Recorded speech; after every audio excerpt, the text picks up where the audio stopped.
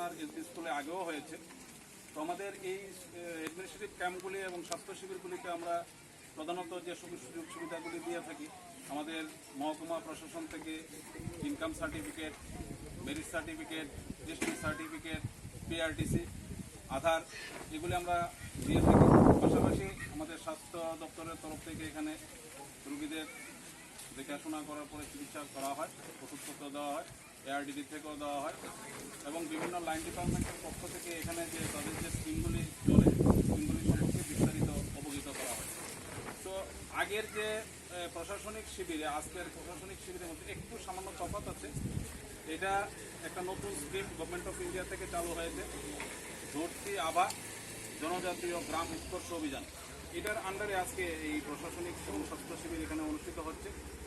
তো আগে যে আমরা যে ফেসিলিটিগুলি দিতাম, এটার পাশাপাশি এখন অনেকগুলি আরও